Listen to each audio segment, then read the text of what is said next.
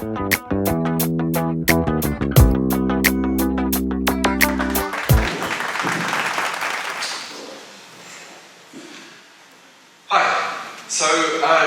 I'm going to introduce myself by simply saying I am dyslexic.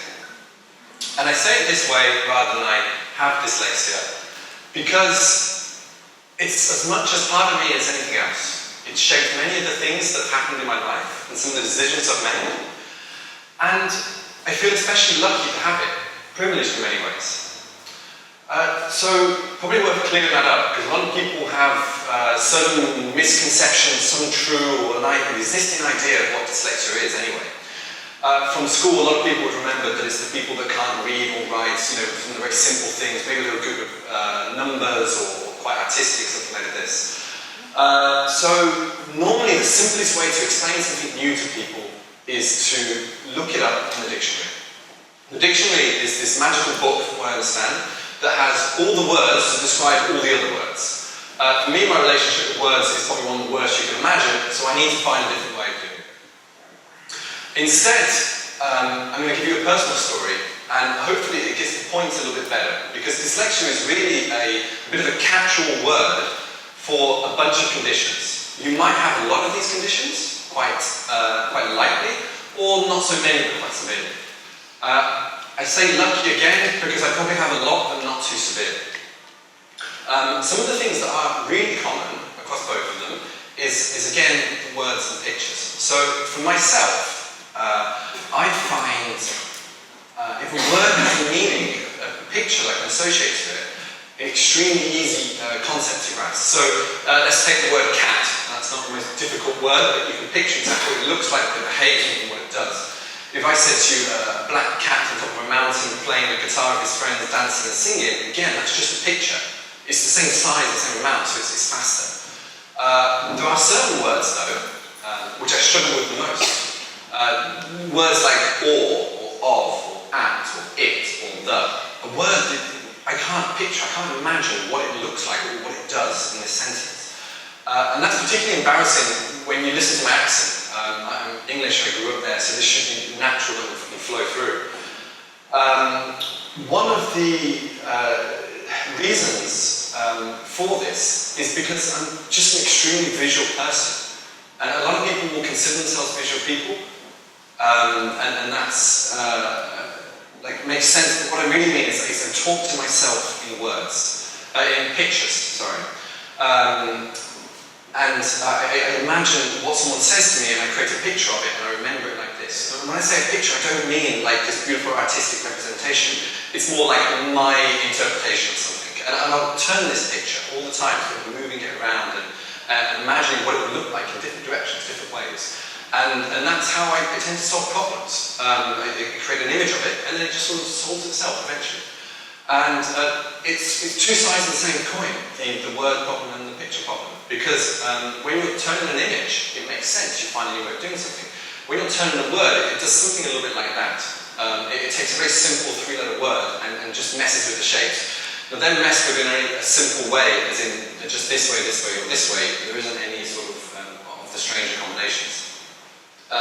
So school was one of them experiences that from a dyslexic's point of view, you almost imagine it's designed to make it difficult for you.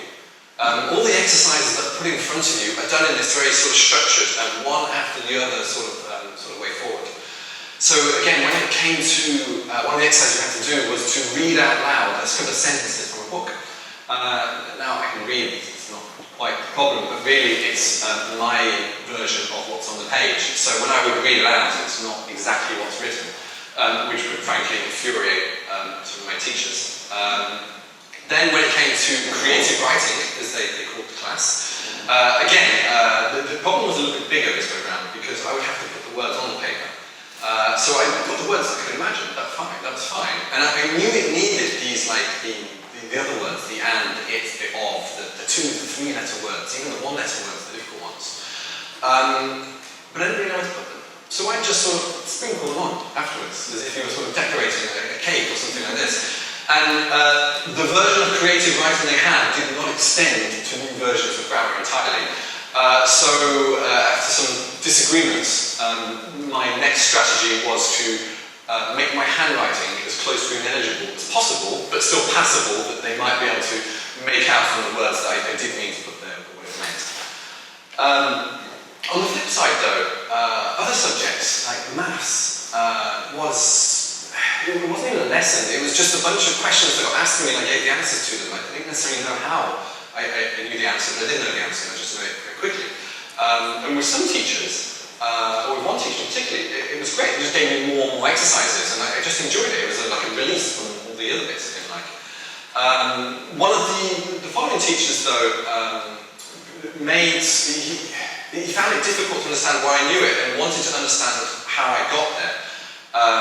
And I couldn't explain it. I truly couldn't explain how I managed to make these equations and numbers work, even if the answer was correct. And he had a good imagination too, and unfortunately his creativity was used into making my life hell in maths, and eventually it became one of my least favourite subjects extremely quickly. I was having a tough time at school, like many dyslexics do. I was lucky because no one had actually noticed what it was at this stage. So I wasn't in the class with all the other kids, I was kind of just muddling along, trying to avoid certain things. But there was one thing that I kind of discovered at school, and that was computers. Computers were something that, it sounds strange to say, but I found extremely natural. It was the thing that made the most sense. It didn't need to be taught to me again, I just kind of absorbed the information. We had this, 14 or something, we had a few hours a week, this course for a semester, and I just finished material in a couple of lessons, and then they gave the year above's final course, and I did that as well. I just kept going through this information. And again, this is another time I got lucky, because instead of being taken away by someone saying, no, you can't do it like this, or restriction, at the same time the internet was there. And the internet was this resource that had all the information you possibly wanted in front of you. And I could take it whenever I wanted, and I could choose what to skip and what to go through, and just go on with it. And with this revelation, it made something very obvious to me. And the obvious thing was, I didn't need school, I didn't need the teachers to give me it, if I could go get it by myself. And at the same time, a few years later, the final decision was I did the testing for dyslexia. Eventually someone noticed, I think their exact words were, in business coursework was, Rob, your ideas sound great, but you sound like an idiot when you write it. And she had a point, unfortunately. So we did the test, and it was a series of questions or exercises, I guess, where a lot of them were word-based, so it's like fill in the missing gap, or what does this word mean? It was easy, really easy. I couldn't do it. I had no idea what would go in that gap without that word. It didn't make sense. Fundamentally, it was lost. And then these, what were probably described as really weird, super difficult puzzles and visual things, that was easy. I mean, it was like a piece of cake. It was a trap. It was a trap I walked straight into, and I either passed or failed the dyslexia test, whichever way you want to phrase it. And waiting for the news to be said to me, so you have dyslexia, that's not what was said by the tester. Instead, they explained to me, we don't call it that anymore. We call it a learning disability. I don't think I took this very well at the time, and I attempted to politely tell them they were an idiot, but it didn't quite come out right. So in the end, though, I realised that school wasn't going to work. The idea of formal education, the restrictions it put on me, I just wasn't very good at it. Even if the consensus amongst my teachers was that he's bright, he's a smart kid, when I had this idea to go work, the problem was you couldn't prove my intelligence on paper. There was not a single piece of paper in the world that said that I was smart. So getting the first job was very difficult. It took a bunch of luck and perseverance and all the rest of it. And I ended up in the worst first job you can imagine. But with largely data entry type things. But with this new ability with computers and this like crazy dispassion of procedural tasks, do one thing after another, and anything that looks repetitive, I would physically hate. I just started to automate everything I did. I turned my day very slowly into a series of button presses, sort of one after the other, largely because I felt better rather than having one button to press in the morning. And I then realised that my boss was initially horrified and then delighted by the idea.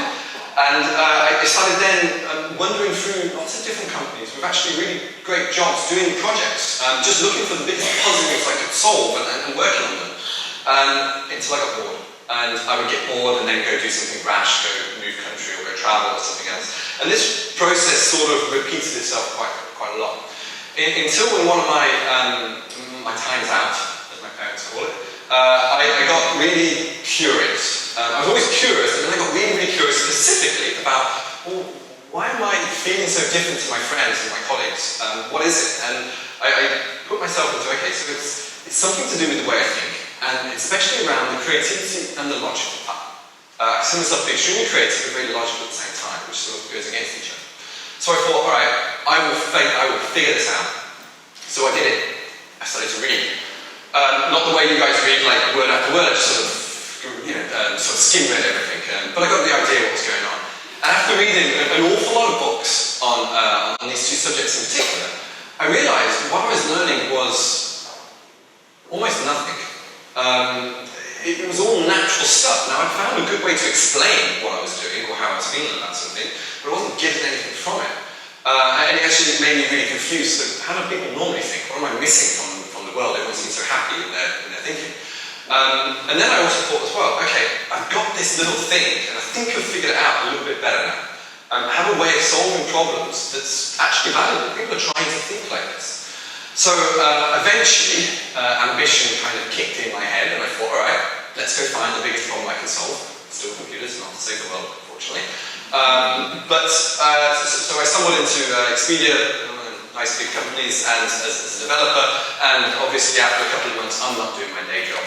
Instead I proposed a system that will semantic search, so you ask for it in the way you want, so you use your voice and you say, oh, I'm looking for this sort of thing, it understands it, and then presents you with the option, they'll engage you in a conversation. So after presenting this to the management, I didn't mention I was dyslexic. It seemed they would go against me, not being able to understand English and then trying to get a computer to do it. Instead, I was met with excitement, but pessimism. There was a team in the US working on this, and basically they got a load of linguistic PhDs and data scientists, and all working together. And they made some progress, but limited. So on hearing this, I completely ignored it. And I instead, on my spare time at work, started working on these things, and within a couple of months I had something prototypey, interesting, working, and then they were interested. So that was the end of the day job.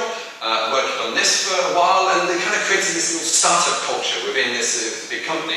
And they just kind of removed all the things I wasn't very good at, all the processes, and just let me just get on with this. And it went really well. Eventually the US team got wind of it.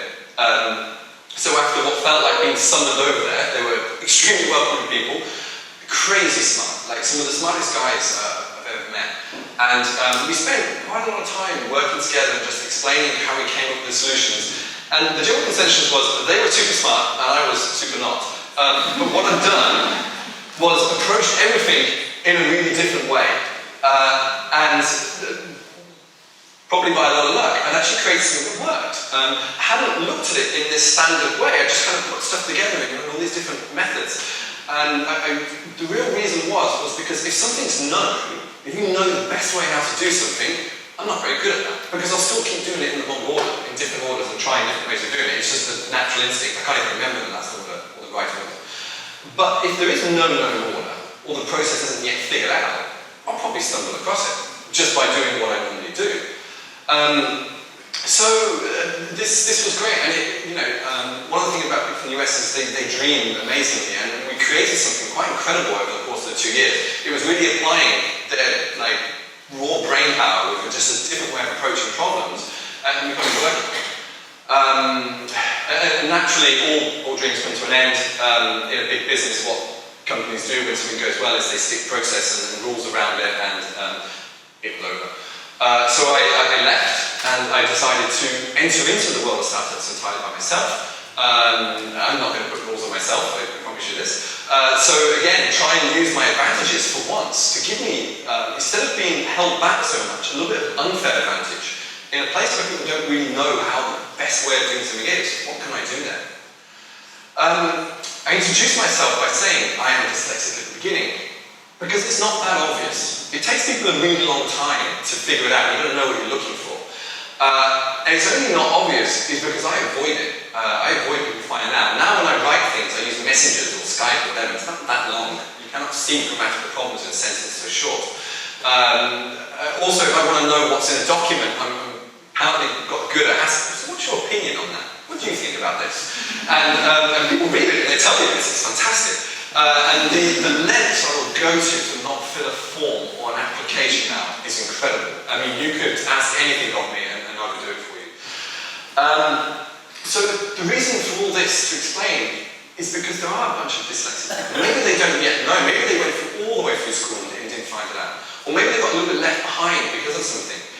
But when you're trying to solve problems that are seemingly difficult, and you're working on things like continuously going step by step by step and making progress, but not that different progress. And you spend all this time trying to think differently. Now, I spent my life trying to think differently at school, and I couldn't do it. I couldn't think in the normal, standard, regulated way.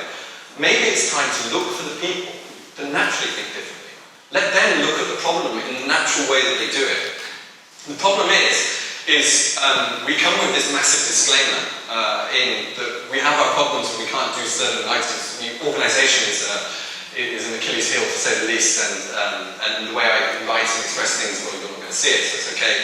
But if you remove these things from us and allow us to work together, the chances are that we'll end up solving something in a much faster and much more exciting way than we did before.